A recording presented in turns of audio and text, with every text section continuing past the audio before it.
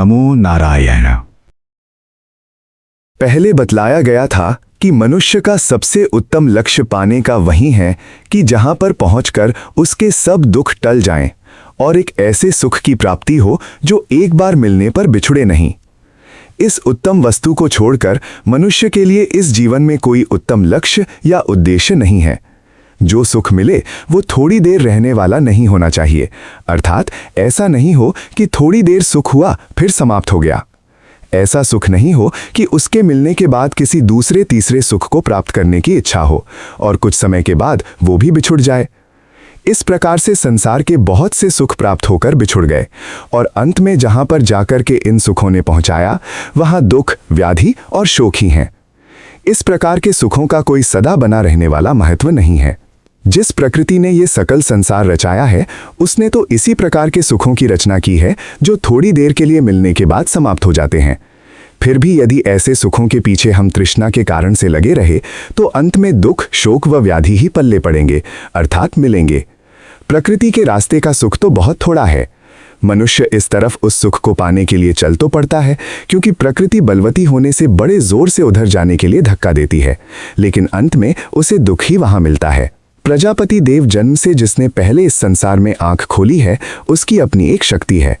वो अपनी शक्ति से मनुष्य को धक्का देकर इधर बाहर ही चलाता है कि चल बाहर ही देख, सूंघ, चख व बाहर की ही सारी वस्तुओं को समझो और मन भी उधर ही लगाए रखो। बाहर ही जो कुछ थोड़ा अच्छा लगता है उसी सुख को पाने के लिए यत्न भी करो। जिधर से दुख लगता है उधर से भागो, अर्थात दुख की स्थिति में रहना अच्छा नहीं लगता है। प्रकृति जन्म से यही बताती है कि इस संसार में कुछ दुख होता है और कुछ सुख होता है। जहां दुख होता है उससे भागने के लिए उसी के अंदर से कार्य शुरू हो जाता है। रोना, हंसना, क्रोध आदि भाव आप और हम जान करके किसी मशीन में पैदा नहीं कर सकते। इनको पैदा करने वाला वही सूक्ष्म देव है जिसने जन्म से ही बाहर आंखें खोली हैं।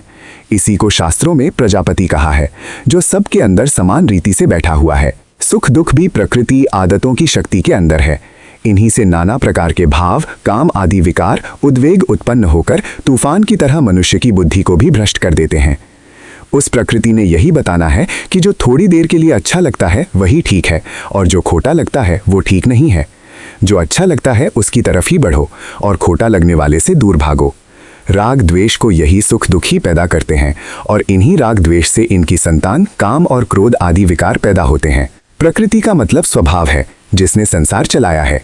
हर एक जीव के अंदर वो बसी हुई अपने ढंग से उसको चलाती है। यदि मनुष्य भी उसी ढंग से चलता रहे तो समझना चाहिए कि वो भी उस प्रकृति शक्ति का दास है। हमारे शास्त्रों में ये कहा है कि यदि आप अपने अनुभव में ये सब कुछ करके देखेंगे तो आपको शास्त्र सुनने की भी आवश्यकता नहीं है। आप उतनी आंख खोलो, अर्थात अपनी समझ को जागृत करो कि आपको अपने अंदर अपने आप का या आत्मा का ज्ञान हो जाए।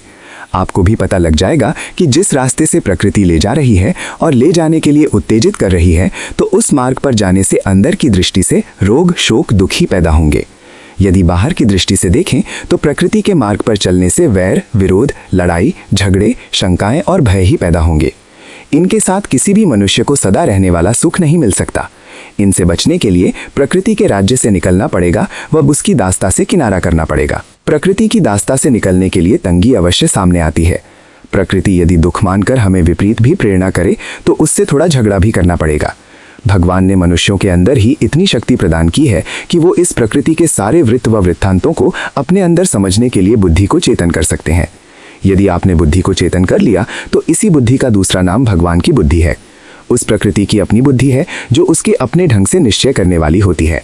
ये प्राकृतिक बुद्धि तो पशु पक्षियों में भी है, जो जानते हैं कि मेरे खाने की वस्तु क्या है, गर्मी सर्दी कैसी है और कैसे इनसे बचना है, ये जानवर मेरे वैरी हैं, ये मेरे प्यारे हैं, इत्यादि इत्यादि, और कैसे इनसे बचना है। आपने जो बुद्धि उत्पन्न करनी पड़ेगी वो केवल मनुष्य के अंदर ही संभव हो सकती है, जो दोनों पक्षों को सामने रख करके फिर न्यायाधीश की तरह निश्चय करती है कि सामने तो ये उपस्थित हैं, फिर इनमें ठीक क्या है।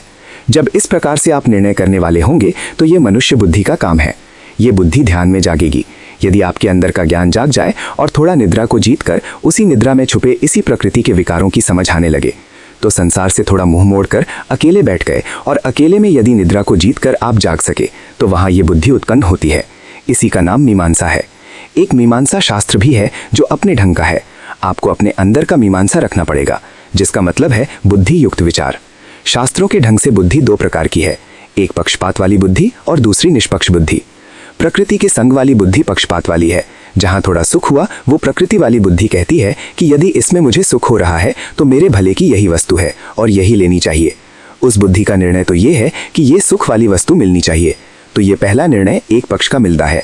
इस पक्षपात वाली बुद्धि के फैसले पर विचार करने से दूसरे पक्ष का फैसला मिलता है। जैसे कोर्ट कचहरी में वादी और प्रतिवादी दो होते हैं और एक बीच में बैठा न्यायाधिकारी होता है। इस प्रकार न्यायाधिकारी तो मनुष्य में दी हुई भगवान की बुद्धि बनेगी। गीता में इसका नाम व्यवसायात्मिका बुद्धि है। सत्य का निश्चय करने वाली बुद्धि तो एक ही है, वो चाहे मेरे अंदर है चाहे आपके अंदर है। वो बुद्धि मैं नहीं देखती। जहां मैं तू देखने वाली बुद्धि है वो खाली मिथ्या निश्चय करने की प्रकृति की शक्ति है। वही पक्षपात वाली बुद्धि है जो प्रकृति अपने ढंग से निश्चय करवाती है। ये निश्चय बंधनों में ही डालने वाला होता है। इस बुद्धि के निश्चय से जीव हमेशा बंधनों में जाकर फंसेगा और अंत में दुखों को ही इकट्ठा करेगा। दूसरी बुद्धि निष्पक्ष वाली है जिसमें कोई पक्षपात नहीं है। वो बुद्धि तेरी मेरी नहीं सोचेगी। वो बुद्धि ये सोचेगी कि अंतिम भलाई व सदा बना रहने वाला सुख किसमें है। यही बुद्धि सत्य का निर्णय करने वाली होती है कि सत्य क्या है और दुख सदा के लिए कैसे मिट सकता है। अब प्रकृति की बुद्धि बीच में यदि रोना रोए तो वो निष्पक्ष बुद्धि सुनने वाली नहीं है। प्रकृति की बुद्धि अपनी मैं रखती है और अपने स्वार्थ के वशीभूत होकर अपना फैसला देती है। ये बुद्धि एक एक के अंदर होती है और एक निष्पक्ष बुद्धि है जो अपने अंदर एकांत में बैठकर दोनों पक्षों को सामने रखकर निर्णय करती है।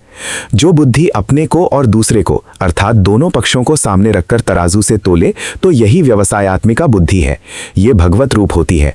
ये मनुष्य मात्र में उत्पन्न हो सकती है यदि मनुष्य उचित रीति से करना चाहे तो। ये बुद्धि तो भगवान में पूर्ण होती थी। भगवान वही है जिसके अंदर ये पूर्ण बुद्धि है जो विद्या अविद्या कर्मों की गति और अगति नाना प्रकार के सारे बंधनों और मोक्ष को जानने वाला है। यदि इस बुद्धि को आप लेकर बैठेंगे तो ये बढ़ती बढ़ती भगवान की तरफ आपको ले जाएगी। इस अवस्था में आप जो कुछ भी निर्णय करेंगे तो शास्त्र वाले इसका नाम मीमांसा देते हैं। मीमांसा का मतलब है कि दोनों पक्ष सामने खड़े करने हैं। एक पक्ष तो वो है जो आम सामने आ रहा है वादी का, और एक दूसरा पक्ष वो होगा जो विचार करने पर सिद्ध होता है। यदि विचार करने पर सिद्ध होने वाले पक्ष के ढंग से आपने अपनी जीवन रचना शुरू कर दी तो आप भगवान की आज्ञा का पालन करने वाले होंगे। प्रकृति वाली बुद्धि बताती है कि राग द्वेष करने से, बाहर की वस्तु इकट्ठी करने से अपना स्वार्थ पूरा करना है, दूसरा चाहे मरे या कुछ करे। यही बच्चे का मन कहलाता है। अब वो विचारवान सोचता है कि जिस रास्ते ये प्रकृति मुझे ले जा रही है उस रास्ते मेरा भला है या नहीं। ऐसा आप तब सोच सकेंगे यदि थोड़ी निद्रा व बाहरी सुख के स्वार्थ को जीतेंगे। यदि आप स्वार्थ कामनाओं व आदतों के बाह्य सुख के चक्कर में ज्यादा पड़े रहे तो वे आपको आगे धर्म मार्ग पर बढ़ने नहीं देंगे। आदतों का बंधन तो यही कहेगा कि ये आदत हमने छोड़ी है, अब हम दुखी हो रहे हैं, किसी से आराम से बोल भी नहीं सकते। यदि थोड़ी सी आदत की वस्तु को ग्रहण करने से जीवन की नौका ठीक चल सकती है तो इसको छोड़ने में क्या लाभ है। ये प्रकृति कोई भी जहर अर्थात बुरी आदत, नशा और खोटे काम भी नहीं छोड़ने देगी, क्योंकि उनके रास्ते उसके बाहरी सुख इतने हो चुके हैं कि वो उनमें बंधा हुआ है। दूसरी बुद्धि दूर तक की निगाह खोल करके देखेगी कि उस रास्ते आप जिस जगह पहुंचेंगे वहां उस अवस्था में आपको अंदर ही बैठे बैठे कौवे कुत्ते नोच नोच कर खाएंगे, तो ये रास्ता ठीक नहीं है। इसलिए थोड़ी तंगी सहन करके भी धीरे धीरे तिल तिल उन आदतों, खोटे कर्मों व खोटे बाहरी सुखों से निकलने का यत्न करो। ये मीमांसा का काम है जो अपने मन में उतरती है। हर एक मनुष्य को यह मीमांसा अपनी बुद्धि में उतारनी पड़ती है। हमारे अंदर पक्षपात वाली बुद्धि बैठी रहती है जो सब जीवों में एक जैसी है, चाहे कोई पशु हो, पक्षी हो या मनुष्य हो। वो कहती है कि मेरे को तो ऐसा कुछ कहने में सुख है, यही करने में सुख है, नशे पीने व खोटी आदतें पूरी करने में ही सुख मिलता है। इनके बिना मैं किसी से अच्छी तरह बात भी नहीं कर सकता, मेरे को तो नींद भी नहीं आती। ये सब प्रकृति की दास्ता है। ऐसी अवस्था में अपने मन को समझाना कि हे मना, तेरे इस प्रकार सुख लेने के थोड़े ही वर्ष हैं, फिर आगे नरक का ही दुख है। यदि तू नहीं समझता तो 10, 15, 20 मनुष्यों को इस अवस्था में आंखें खोलकर देख ले जो तेरे जैसे घूम रहे हैं। तेरे रास्ते पर चलने वालों की यही दुर्दशा होती है। यदि तुमने भी यही अवस्था पानी है तो पालो, नहीं तो अभी थोड़ा ही इस तरफ बढ़े हो जिसको सहन भी कर सकते हो। थोड़ा सा दूसरों को देखकर इससे बचने की कोशिश करो। भगवान की कृपा से यदि बुद्धि आपके अंदर उतर आई और आप प्रकृति के रास्ते से टल गए तो ये निष्पक्ष बुद्धि होगी। एक पक्ष तो आपकी पहली प्रकृति वाली बुद्धि का है और दूसरा पक्ष विचार करने पर सामने आता है। उसके अनुसार फिर अपने जीवन को ढालना, सब बुराइयों को छोड़ना, सब अच्छाइयों को अपनाना और अपने मन की सफाई करने के लिए यत्न करते रहना, ये पहला धर्म का नियम है। इस मीमांसा के साथ 3 और चाहिए। ध्यान बिना मीमांसा नहीं होती। जब तक मन में एकाग्र होकर के चिंतन करने की आदत आपको नहीं पड़ेगी, तब तक आप कैसे न्यायाधिकारी का काम कर सकेंगे। ध्यान में आपको विचार करना पड़ेगा कि आदत तो कहती है कि मेरी आज्ञा के अनुसार चलो। थोड़ा सुख होता है, आराम की नींद भी आ जाएगी, सारे कार्य भी ठीक होंगे, दूसरों से अच्छा भी बोला जाएगा। परंतु यदि ये आदत चलती रही तो कहाँ पहुंचाएगी। यदि ये ध्यान करने की युक्ति आपको आ गई और आप ध्यान कर सके तो आप न्यायाधिकारी बन जाओगे। ध्यान करते समय या तो नींद आने लगती है या फिर वही पुरानी आदतें तंग करने लगती हैं। ये आदतें बार बार साधक को उकसाती रहती हैं कि बीड़ी पी लो या चाय पीकर फिर ध्यान में बैठ जाओ। अभी मन नहीं लग रहा है तो थोड़े रिकॉर्ड ही सुन लो। ऐसी अवस्था में ध्यान नहीं होने का है। इसलिए मीमांसा के साथ थोड़ी ध्यान करने की आदत भी चाहिए। ध्यान के साथ इसका तीसरा हिस्सा हिम्मत अर्थात वीर्य को भी टाला जाए। क्रोध प्रकृति के सुख को पाने के लिए व अपनी कामना पूरी करने के लिए होता है। कामना पूरी ना होने से क्रोध आता है। इस क्रोध को भी टाले। ऐसा करने में अर्थात क्रोध टालने से जो तंगी हो उस तंगी को भी सहन करे। जब तक आप इन वस्तुओं के टालने की तंगी नहीं स्वीकार कर लेंगे, इस तप को नहीं अपना लेंगे और थोड़ा सुख का त्याग करके भी जीने की आदत नहीं डालेंगे, तो धर्म के रास्ते पर उन्नति होना असंभव है। ये आदतें बचपन से पड़ जाती है, परंतु बचपन से पड़ी आदतें सदा निभाए जाने में अब कुछ सार नहीं है, बल्कि दुख ही ज्यादा बढ़ता है। इसको बुद्धि के साथ थोड़ा थोड़ा हटाने में तंगी तो जरूर है। जैसे बच्चे को कोई आदत की वस्तु में कोई चिंता का विषय नहीं है, कड़वी दवाई दे रहे हैं, इसका रोग ही ठीक होगा। हम जबरदस्ती भी बच्चे के मुंह में कड़वी दवाई कई बार डालते हैं। इसी तरह धर्म के मार्ग की तंगी रूपी दुख की ये कड़वी दवाई भी जबरदस्ती ही मनुष्य को खानी पड़ती है। वो मन बच्चा ही है जो इस धर्म की दवाई का कड़वापन मान रहा है। इस रीति से जहां पर आपको मीमांसा चाहिए वहां ध्यान भी चाहिए। जहां ध्यान चाहिए वहां इन विकारों को खंडन करने की हिम्मत भी चाहिए। इसी का नाम वीर्य है। ये सब आपके तब बन पाएंगे यदि थोड़ी सोधी या स्मृति आप में बनी रहे। यदि आपको होश ठिकाने रख करके सारे कर्म करने की आदत पड़ गई तो मौके पर आपको झट याद आ जाएगी कि जिधर ये मन खींच रहा है या प्रकृति ले जा रही है वो रास्ता ठीक नहीं है। थोड़ी स्मृति रही तो वो झट सोच जाएगा कि मैं जरा सोच तो लूं कि जिधर मुझे मन जाने की प्रेरणा दे रहा है वो रास्ता ठीक भी है या नहीं। जैसे कोई किसी से बातचीत कर रहा है और ऐसा करते हुए किसी मनुष्य को दूसरे की बात से जोश या क्रोध आ गया। यदि होश ठिकाने हैं तो झटपट उसको याद आ जाएगा कि मेरा मन भड़क गया है, कुछ उल्टी बात मुख से निकलने को जा रही है। मैं इस भड़के हुए मन को थोड़ा दबा करके चाहे मन को मार लूं, थोड़ा गम खा लूं, मान जाता है तो जाने दूं, परंतु इस मौके को किसी प्रकार टाल जाऊं। ये सारा जितना भी है वो सत्य कर्म करने की हिम्मत है। इसी का नाम संस्कृत में वीर्य है, अर्थात वीर भाव है।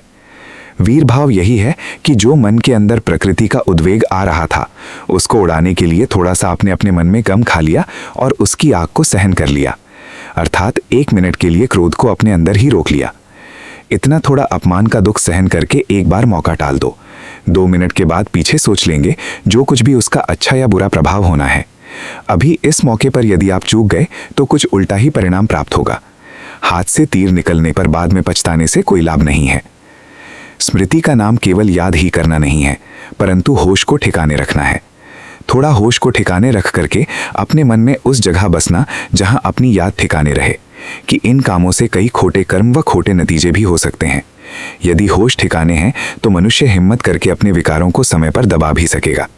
विकारों को दबा करके फिर अपने मन को ध्यान में भी लगा देगा और ध्यान द्वारा असलियत को पहचान लेगा। वो मीमांसा भी आ जाएगी। यदि स्मृति, वीर्य, ध्यान और मीमांसा ये 4 आपके अंदर नहीं है तो भगवान का राज्य व सत्य की परख होनी असंभव है। फिर तो यही प्रकृति के राज्य वाले लोभ, लालच, काम, क्रोध, मान, मोह व अहंकार आदि ही शासन करेंगे। बचपन का मन तो ये जानता ही नहीं कि मैं किधर की तरफ चल रहा हूँ। जैसे ये पशु और पक्षी चलते हैं, इसी तरह उत्तेजनाओं में तो प्रकृति सब में समान ही है। वो किसी को नहीं क्षमा करती, चाहे वो मनुष्य या और कोई भी जीव जंतु है। उसने तो सुख दिखाकर इसको छलना है। उसी के अनुसार प्रकृति वाली बुद्धि ने वहां निश्चय देने हैं। उस बुद्धि के निश्चय का नाम ही पक्षपाती जज का कार्य या निर्णय है, जिसके अनुसार मन बनता है। प्रकृति वाला मन सोचता है कि जब इसी में मेरा सुख नजर आता है तो फिर मैं इसी वस्तु की चाह करूंगा व पाने का यत्न भी करूंगा। जब मैंने अपने सुख के लिए इस वस्तु को जरूरी पाना है तो दूसरा मेरी तरफ से चाहे मरे या जिए। परंतु बताओ, इस तरह करते हुए इतने बड़े संसार के व्यापक जीवन में जिसका नाम परमेश्वर या भगवान है, आप कहाँ तक मनमानी करने में स्वतंत्र हैं? अर्थात ऐसा असंभव है। बच्चे का मन तो मनमानी करता है। यदि उससे आपने बचना है तो ये 4 चाहिए, अर्थात थोड़ी मीमांसा चाहिए, ध्यान चाहिए, हिम्मत और स्मृति भी चाहिए। यदि ये चारों हो जाएंगे तो भगवान आपको सच्चा ज्ञान दे देगा। वो ज्ञान देकर स्वयं आपकी रक्षा भी कर लेगा। ध्यान से निश्चय कर लो कि जिस तरफ ये प्रकृति खींच कर ले जा रही है, क्या उसमें अंतिम भलाई है। यदि ध्यान लग गया तो आपको निश्चय हो जाएगा कि प्रकृति के रास्ते पर चलने में केवल दुर्गति ही है। जैसे कई मनुष्यों को जो इस मार्ग पर चलकर दुर्गति पाए हुए हैं, नज़र खोलकर देख रहा हूँ। इसलिए थोड़ा गम खा करके भी बचे रहें, चाहे किसी तरह दुख सहन करके भी इस प्रकृति की प्रेरणाओं के चक्कर में नहीं पड़ें। खोटे कामों से दूर रह जाओगे, किसी से वैर विरोध नहीं करोगे और किसी का खोटा नहीं करोगे तो आपको बाहर भी जीवन ठीक मिल जाएगा। मन में भी संयम से रहोगे तो कोई रोग विकार आदि नहीं आएंगे। यदि प्रकृति का आप विरोध करेंगे तो वो 3 प्रकार से आपको प्रेरित करती है। 1, आपकी मन की प्रसन्नता बिगाड़ देगी। जैसे आप सिगरेट बीड़ी पीने की आदत वाले हैं, आपने सिगरेट बीड़ी पीने का मौका टाल दिया जब पीने की इच्छा थी और उस इच्छा को पूरा नहीं किया तो प्रकृति का मन आपके चेहरे पर उदासी छा देगा। इसका मतलब है कि उसने मन की प्रसन्नता उड़ा दी, जिस मन ने सिगरेट बीड़ी पीकर प्रसन्न होना था। प्रसन्नता के बिना जीवन नहीं है, अर्थात जीने की इच्छा नहीं रहती। जीवन को धारण करना दुर्भर है, अर्थात जीना भारी सा मालूम होता है। 3 मनुष्य के अंदर कारक है। यदि ये तीनों बने रहें तो जीने की इच्छा होती है, अर्थात मन में खुशी बनी रहे, जीवन में प्रीति रहे और बेपरवाही भी हो। यदि किसी मनुष्य का घर में कोई प्राणी अपमान कर दे तो उसकी जीने की इच्छा भी नहीं रहती। जैसे कल एक घटना सुनाई थी कि किसी देवी का घर में अनादर हुआ। वह गाड़ी के नीचे सिर देकर के बच्चे को भी साथ लेकर मर गई। उसने ऐसा इसलिए किया कि उसके मन में जीवन की खुशी नहीं रही। उसने सोचा कि मेरा जीने का रास्ता रुकता है, परंतु उसका रास्ता नहीं रुका था। वो प्रकृति का रास्ता बंद हो गया कि उसको मान नहीं मिला जो बचपन में माँ बाप ने दिया था। उस पति के घर में उसको मान नहीं मिला और उसका सुख का राग पूरा नहीं हुआ।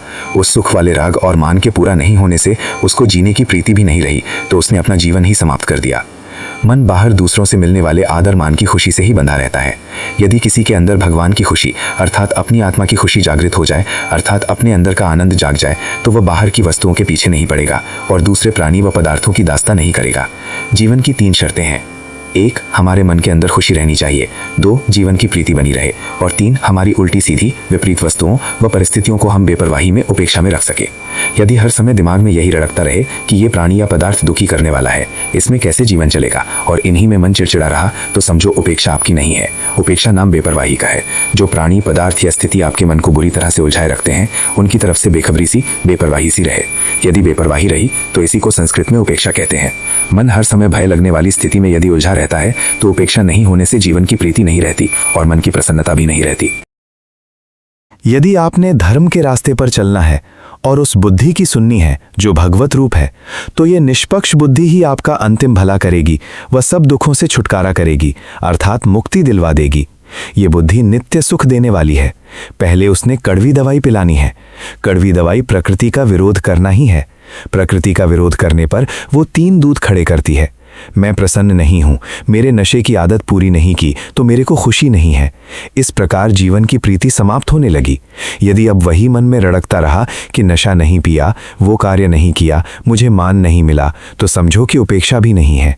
उपेक्षा नहीं है तो ऐसी अवस्था में मन की प्रसन्नता व जीवन की प्रीति भी समाप्त हो जाती है जब प्रकृति का विरोध करते हैं। अब आपने उस भगवान की बुद्धि को जगाना है और यही भगवान की भक्ति है कि वो अपना का ज्ञान जगा करके ये दिखा दे कि जीवन की प्रीति हमारी इसी में बनी रह सकती है यदि इसका प्रकृति का कहना नहीं माने। बुद्धि जागने पर यह ज्ञान होगा कि यदि इस प्रकृति के रास्ते चलेंगे तो वो चलना जलती हुई आग जैसा दुखदाई है। इस प्रकृति के मार्ग के त्यागने का इतना ज्यादा दुख नहीं है जितना कि इसके मार्ग पर चलते हुए भयंकर दुख उठाने पड़ते हैं। जैसे मीठा छोड़ने का तो ज्यादा दुख नहीं है, परंतु मीठा खा करके वो दुख झेलना बहुत बड़ा है कि 2 महीने तक चारपाई से नहीं उठा जाएगा और सादा खाना भी नहीं खाया जाएगा, वह दूसरों की दास्ता भी होगी। इन दुखों को देखते हुए वो कहेगा कि हे भगवान, मीठे को मैंने त्याग दिया, परंतु वो कहना अभी तक बुद्धि में नहीं आया। अर्थात यदि उतनी गहराई तक बुद्धि नहीं जागी, मीमांसा नहीं किया, हिम्मत नहीं रख पाए, वह स्मृति नहीं रही और मीठा खा ही गए, तो फिर मौत ही होगी। थोड़ी देर के लिए मन की खुशी व जीवन की प्रीति को पूरा करने में कुछ नहीं रखा है, किंतु उस अवस्था में यदि वो भगवान की बुद्धि जाग गई कि मीठा खाने में मौत जैसा दुख है और वो दुख निगाह में बस गया, तो थोड़ा मन अपने आप खुश हो जाएगा। ये मीमांसा या विचार तब तक पूरी नहीं होती जब तक वो अंधकार नहीं जागता। ये जो बाहर का मन है, जिस समय आप इधर संसार से मुंह मोड़ते हैं तो ये नींद की तरफ जाकर अंधकार छा देता है। वो नींद आपको प्रिय व मधुर लगती है और आप उस समय उस निद्रा को झटपट लेने को तैयार हो जाते हैं। आपसे नींद जीती नहीं जाती। नींद टूटने पर फिर ये मन संसार के विकार जगाने लगेगा। उस अवस्था में आप निर्णय करें कि जिधर के विकार ये मन जगा रहा है, इनमें अंतिम भलाई है या नहीं। वहां जो ज्ञान उत्पन्न होगा वो भगवान कृष्ण रूप है। असली भगवान का अवतार वहां होता है। आठों प्रकृतियां वहां है। आपने बाहर से कान, आंख, नाक, जिह्वा और त्वचा बंद कर लिए, जिनकी 5 तन्मात्राएं शब्द, स्पर्श, रूप, रस व गंध हुई। छठा ये मन अहंकार रूपी मैं और साथ में उसकी बुद्धि है। परंतु आठवां वो जो अंधेरा है, जिस अव्यक्त में जाकर ये सब छुपते हैं, इसी का स्वरूप निद्रा है। निद्रा का स्वरूप अंधेरा या अज्ञान है। इस अंधेरे में ये मन सारा बवाल लिए बैठा है। जहां इन पांचों से मुंह मोड़ा और बुद्धि ने बाहर की अच्छाई बुराई का निर्णय नहीं किया, फिर यदि अंधकार में आप जन्म गए, अर्थात निद्रा को जीतकर उसमें छुपे विकारों को आप पहचान गए, तो यहाँ वो ज्ञान जन्म करके प्रत्यक्ष देखने लगेगा कि क्या वस्तु मेरे भले व बुरे की है। यहाँ का जन्मा हुआ सच्चा ज्ञान भगवान कृष्ण रूप है। वो खींच करके भी संसार के चक्कर से आपको बाहर निकाल देगा। नींद मधुर लगती है और आप बाहर सबको लात मारकर सो जाते हैं, अर्थात 7 प्रकृतियों, 5 तन्मात्राएं, मन व बुद्धि को नींद समेट कर ले जाती है और 8वीं अंधकार वाली प्रकृति मीठी लग रही है, कारण कि इन 7 को उसमें छुपना है। फिर ज्ञान कब जागेगा? कहाँ मीमांसा होगा? कहाँ वो प्रेरणा मिलेगी? शास्त्र की सुनी हुई श्रद्धा कहाँ तक काम करेगी? इसका कार्य तो थोड़े दिन का है, इसलिए थोड़ा श्रद्धा से खोटे कर्म त्याग दो और नियमों को अपना लो। परंतु जब तक बुद्धि नहीं जागेगी तो आपको वो कैसे संभालेगी? जो आप बुद्धि से समझ के साथ काम करोगे तो वो पक्का होगा। जब आप बुद्धि से समझते हैं कि मीठा खाने से मेरी मृत्यु है, फिर ही मीठा खाना छोड़ पाएंगे, वरना उसकी मिठास की आपको इतनी आदत पड़ी हुई है और उसका इतना सुख नज़र में घूम रहा है कि मीठा त्यागना अच्छा नहीं लगेगा। ये प्रकृति कहाँ तक ले जाती है? ये ज्ञान सिरे तक जगाना है। ये ज्ञान वहाँ जागेगा जहाँ ध्यान में आपने जागते जागते 7 शब्द, स्पर्श, रूप, रस, गंध, मन व बुद्धि को ठुकरा दिया, जिन्हें नींद में जाता हुआ मन भी लात मार देता है। आपने थोड़ा संसार से तो मुंह मोड़ लिया, परंतु अंधेरे में छुपने वाला मन काबू में नहीं आता। वो कहता है कि यदि बाहर कुछ नहीं करना है तो आलस्य सुस्ती का आनंद तो लो, अर्थात सो जाओ। नींद का सुख टालने में क्रोध भी आएगा, संशय भी पैदा होंगे कि निद्रा त्यागने से दिमाग खराब हो जाएगा, सवेरे उठा नहीं जाएगा, काम कौन करेगा? नींद नहीं आएगी तो क्या बनेगा? देखो, अंदर अज्ञान का बैठा हुआ राक्षस कितना तंग करता है। इसको भी अर्थात निद्रा को भी यदि क्रमशः 5-5, 10-10, 15-15 मिनट, आधा घंटा समय निकाल करके शंकाओं को दूर करते हुए जो मनुष्य जीतना चाहेगा, तो यहाँ वो भगवान कृष्ण ज्ञान रूप से जन्मेगा। पहले तो अंधकार जन्मेगा। इसका तात्पर्य है कि निद्रा से जगा हुआ मन विवेक करने की दशा में पहुंचेगा। इस अंधकार में आप ज्ञान जन्माओगे। जन्माते जन्माते एक दिन वो जगने वाला मन आँख, कान आदि खोलेगा और बाहर मन भी खुलेगा। वह प्राणी और पदार्थों की संगत चाहेगा। यहाँ आपको मीमांसा काम आएगी, अर्थात सोचने का मौका मिलेगा। इसी से ऐसी अवस्था में दुर्गति को प्राप्त होते हुए मनुष्यों की अवस्था को लिखलाकर ज्ञान उपजाना है। थोड़ा मन मार करके रहो। दातुन, कुल्ला, नहाते धोते चलते हुए भी अपनी इतनी होश ठिकाने रखना कि वहाँ भी ये पापी मन आने नहीं पाए। यदि आ जाए तो हिम्मत व स्मृति रख करके उसी समय इसके भाव विकारों को अपने मन से हटाते जाना। यदि स्मृति रख करके आप नहाते धोते, दातुन कुल्ला करते, खाते पीते, दूसरों से बातचीत करते भी इच्छा, संशय, विकार टालते गए, फालतू इच्छाओं को हटाते गए, क्रोध इत्यादि को खत्म करते गए, तो यही सब आपको ध्यान में अकेले बैठकर करना पड़ेगा। अर्थात इन्हीं सभी विकारों, इच्छाओं को ध्यान में बैठकर भी समाप्त करते रहना पड़ेगा। तभी अंत में प्रकृति पर विजय प्राप्त करने का मार्ग शुद्ध होगा। यदि आप जागते जागते कर सके तो अकेले बैठकर भी कर सकेंगे। यदि नित्य नैमित्तिक कर्म करते हुए खोए खोए काम कर रहे हो तो कर्मयोग ठीक नहीं बनेगा। जैसे हाथ धो रहे हैं और मन सोच रहा है किसी के साथ बुरा करने की या किसी के द्वारा अपमान किए जाने की और उससे बदला लेना चाह रहा है, या मन सुख पाने की और बाहर कुछ करने की योजना बना रहा है, तो ये सब भटके भटके मन द्वारा किया गया कर्म है। कामना सिर पर लदी हुई है तो निष्काम कर्मयोग नहीं हो पाएगा। निष्काम कर्म योग के बिना उसको कभी भी ये ज्ञान नहीं जाग पाता जो उसको संभालेगा। प्रत्यक्ष ज्ञान रूप भगवान बिना कौन संभालेगा? अंदर से उत्पन्न हुआ निष्पक्ष ज्ञान ही भगवान का पहला स्वरूप है, चाहे हमारे में छोटी कला रूप में उत्पन्न हो और धीरे धीरे बढ़ता जाए। जब तक ये ज्ञान नहीं जन्मेगा तब तक शरीर में जमे बैठे हुए राक्षस तो समाप्त नहीं होंगे। वे काम क्रोध रूपी राक्षस अपनी तरफ खींचेंगे व प्रेरणा करेंगे कि हम उदास हो गए, हमारा तो मन नहीं लग रहा, हमारी तो खुशी बिगड़ गई।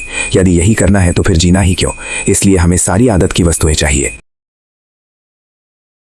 इसलिए प्रत्यक्ष ज्ञान के 7 अंग हैं कि पहला, मन में प्रसन्नता आवे, दूसरा, जीवन की प्रीति बनी रहे, और तीसरा, मन में अखरने या बुरी लगने वाली वस्तुओं व स्थितियों से उपेक्षा हो जाए, अर्थात उनसे बेपरवाही रहे। ये बेखबरी तब होगी यदि आप ध्यान के साथ विचार को जगा सकेंगे और उसकी खोज कर सकेंगे जो वास्तविकता है। इसे मीमांसा कहा है। ये ध्यान और मीमांसा तब होंगे यदि विकारों को टालते गए और सोधी या होश बना रहे, अर्थात स्मृति बनी रही। चौथी स्मृति, पांचवा वीर्य, छठा ध्यान और सातवां मीमांसा। और इनके साथ फिर मन में खुशी भी आ जाएगी, जीने की प्रीति भी आ जाएगी और अपने मन में प्रकृति का विरोध करने की जो तंगी है उससे मन बेपरवाह भी हो जाएगा। जो इस ढंग से जीवन को साधता है उसके लिए धर्म के 3 थंभे या स्तंभ हैं। पहला कर्मकांड, फिर भक्तिकांड और इसके बाद ज्ञान कांड। कर्मकांड द्वारा सारे खोटे कर्मों से हर समय स्मृति रखते हुए बचना पड़ेगा। निष्काम कर्मयोग करने के लिए कर्म को जुड़कर करने की आदत डालनी पड़ेगी, अर्थात काम कर रहा हूं, अर्थात मन को जोड़कर कर रहा हूं, खोया खोया नहीं। जुड़े हुए से उल्टा खोया खोया है। खोया खोया का मतलब है कि काम करने की आदत पड़ी हुई है जिसमें मन कहीं और घूम रहा है और काम कहीं हो रहा है। कर्मयोग में ऐसा होता है कि यदि चल रहा हूं तो चलने में ही ध्यान है, दातुन कर रहा हूं तो उसी में ध्यान है, हाथ धो रहा हूं तो उसी कर्म का पता लग रहा है। हाथ धोते धोते यदि मन ठंडी मानने लग गया कि सर्दी के दिन होने के कारण पानी ठंडा लग रहा है तो ठंडी के भय को भी पहचान रहा हूं कि मन ठंडी मान रहा है। ऐसी अवस्था में झटपट अपने मन में वीर्य भाव उत्पन्न करना और उस ठंडी को देखते देखते स्मृति रखते हुए हाथ धोने का कर्म करना, अर्थात तंगी सहन करते करते हाथ धोना। नुकसान करने लायक ठंडी से अवश्य बचाव करना चाहिए। जब देखते हैं कि खाली मन का डर ही है और कुछ भी नहीं है, अर्थात ठंडी के दुख का भय ही डरा रहा है, तो इससे ज्यादा घबराने की आवश्यकता नहीं है। इस प्रकार मन को जोड़ करके कर्म करना, भटकते मन से नहीं करना कि कहीं ठंडी देख रहा है या खाने पीने की वस्तुओं के बारे में सोच रहा है। ऐसे कोई भी कर्म करते समय तृष्णा बीच में आ पड़े और अपना राग अलापने लगे। अब मन तो तृष्णा के साथ जुड़ा है, कर्म के साथ नहीं जुड़ा है। मन को जोड़कर और तृष्णा को टालते टालते यदि कर्म किया जाए तो यही कर्मयोग होगा, अर्थात कर्म करते समय या कोई भी काम करते समय मन काम में जुड़ा रहे और उसी को समझ समझ कर करता रहे। तृष्णा और कामना को टालकर कर्म में मन जोड़ जोड़कर कर्म संपन्न करे, यही कर्मयोग है। इसी प्रकार सब जप, पूजा, पाठ आदि आदि भी कर्म करे। सब प्रकार की कामना तृष्णा टालकर यदि कर्मयोग होगा, यही निष्काम कर्मयोग कहा जाएगा। यदि इस कर्मयोग में पूर्ण एकाग्रता होगी, होश रख करके सारे कर्म करना, ये कर्मयोग धर्म का पहला थंभा है जिसमें जुड़ जुड़ कर कर्म करने की आदत डालनी है। इससे धीरे धीरे ध्यान योग लगने लग जाएगा। ये कर्मयोग ध्यान कैसे बन जाएगा? जो विकार आपके मन में पैदा होते हैं, जब आप जुड़ करके कर्म करोगे तो वे विकार समझ में आने लगेंगे कि क्रोध आ गया, उसका पता लगेगा, इच्छा आ रही है, उसका पता चलेगा। जिस समय आपको विकार नजर आते हैं उनको शांत करते जाओगे। विकारों को शांत करना ही मन को काबू करने का मार्ग मिल जाना है। यदि आप दुनिया में सबके बीच में रहते हुए इसको शांत करने की आदत डालने लग गए तो एकांत में आसन पर भी यही होगा। ध्यान पर बैठे वही विचार जागेंगे और उसी तरह आपका मन जागेगा। उसी को शांत करते करते आप समय बिताने लग गए तो ये मन अकेला हो गया और ध्यान के लायक बन गया। यदि निद्रा पर भी उचित रीति से आपने काबू पा लिया तभी यह ध्यान योग सफल होगा। जिस तरीके से बाहर जीवन बिगड़ता है उन सारी बुराइयों को त्यागना जो कि राग, द्वेष, काम, क्रोध, मान, मोह और नाजायज अपना स्वार्थ व छोटे मोटे सुखों की दास्ता आदि है। जब इनको त्यागते त्यागते यहाँ तक त्याग गए कि खाली मन में अकेले जाग रहे हैं तो शांत अवस्था में जहाँ मन टिकेगा वहाँ वो परमात्मा का राज्य है जहाँ पर आपको आनंद व शांति मिलेगी। जब तक समझ के साथ बंधनों व दोषों के विकारों का सारा त्याग नहीं होगा तब तक आपका मन अपने आप में नहीं लगेगा, अर्थात एकांत में शांत नहीं होगा। इस मन को प्रकृति अर्थात आदतों की शक्ति का बंधन नहीं लगने देता। अभी आप में टालने की हिम्मत नहीं है, कारण कि दोष विकार जानने में नहीं आ रहे हैं। ये विकार ध्यान करने से जांचने में आएंगे। ध्यान कर्मयोग से शुरू होगा जिसमें जुड़कर कर्म करते करते कुछ मन की समझ आने लगेगी। धीरे धीरे समझते समझते इसी कर्मयोग में विकार दिखने लग जाएंगे। यदि विकार टालने की हिम्मत बनने लग गई तो अपने आप विकारों का ज्ञान अंदर होने लगेगा। जब अविद्या जाने लग गई तो समझो अंदर की विद्या आने लग गई। ये पता लगेगा कि कैसे विकार ठगी करके उलझाते हैं और इनका मुकाबला करने के बाद इनके टलने से कैसे सुख मिलता है, कैसे ज्ञान का सूर्य प्रचंड जागता है, कैसे सारा ज्ञान होता है। ये सारी अपनी अंदर की विद्या है। पूर्ण तो इसमें भगवान थे जो सारी विद्या जानते थे। धीरे धीरे जब मनुष्य इसी रास्ते से चलेगा तो किसी समय जाकर के पूर्ण हो ही जाएगा। इस धार्मिक जीवन के लिए बाहर भी भक्ति भाव बना रहना चाहिए। दूसरों के अपराधों को क्षमा करना है और दूसरों से आने वाले दुखों को सहन करने की अपने अंदर एक शक्ति उपजानी है। जो मेरे अंदर प्रकृति धक्का करती है सबके अंदर वही है। जो मेरे अंदर चेतन चलाने वाला है दूसरों के अंदर भी वही है। ऐसा समझ करके मैं तो उस भगवान पर ही दृष्टि रखूं, यही भगवत भक्ति है। मैं क्षमा अपने अंदर बसाऊं और दूसरों के अपराधों को भी सहन करूं। यदि आप बाहर व्यापक जीवन की उलझन और अपने अंदर नाना प्रकार की तृष्णा की उलझनों से रहित होकर जाग सके तो वहां भगवान का राज्य मिलेगा। जाएगा वहां अनंत शांति है और सारे दुखों की समाप्ति है। ज्ञान के 7 अंग है जो कि ऊपर कहे जा चुके हैं, जिससे अपने को ठीक प्रेरणा मिले। सत्संग या पुस्तकों से पढ़ने से मिलने वाली प्रेरणा केवल श्रद्धा रूप है, जिससे धर्म सिरे तक नहीं पहुंचेगा। इसके लिए युक्ति जाननी पड़ेगी। इसके लिए 7 अंगों की भक्ति करनी पड़ेगी। पहला, मीमांसा या विचार रखनी पड़ेगी। मीमांसा अर्थात विचार। दूसरा, ध्यान जगाना पड़ेगा। तीसरा, स्मृति। और चौथा, वीर्य अर्थात वीर भाव रखने पड़ेंगे। पांचवा, तब आपको जीवन की प्रीति बनी रहेगी। छठवां, मन में प्रसन्नता रहेगी और जो भी इसका विरोध करने से मन में तंगी क्लेश वगैरह आते हैं उनसे 7वीं उपेक्षा भी हो जाएगी। इस रास्ते धर्म की नौका ठीक चलेगी। चलते चलते वही धर्म के 3 स्तंभ कर्म, भक्ति, ज्ञान बढ़ते जाएंगे। इसके लिए सब खोटे कर्मों से बाज आना, सब पापों से हटना और सब प्रकार से अपने को संयम से रखना, अर्थात खाना पीना, बोलना चलना, दूसरों का संग करना, दूसरों के संग का सुख लेने में, चाहे वो प्राणी या पदार्थों का हो, इन सब में अपने आप को संभाले रखना। ये सारा ही कर्मकांड या कर्मयोग है। इसमें मन के विकारों को पहचानते जाना और सहन करते हुए उनको हटाते भी जाना। इससे ध्यान लग जाएगा।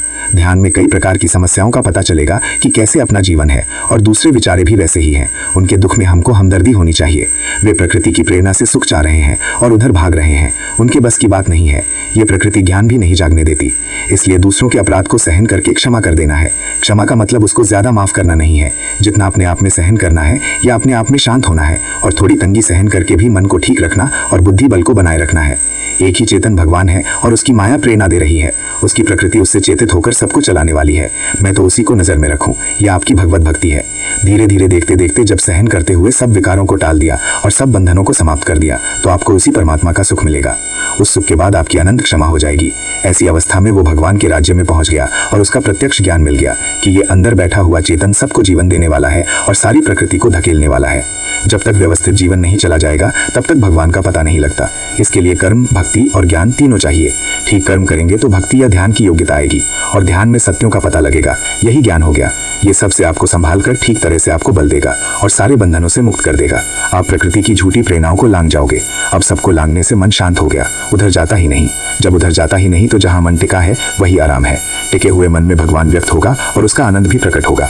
जब आनंद प्रकट हो गया तो आपको अपने आप विश्वास हो जाएगा कि जो करना था सो कर लिया, जो पाने का था सो पा लिया। अब कुछ पाना शेष नहीं रहा। सारा पहुंचने का रास्ता यही है और पहुंचने की जगह भी यही है। इसके लिए उद्योग करना चाहिए, जितना जिससे बन सके अपने आप समझकर करता रहे। तो यही सारे कहे का निचोड़ है।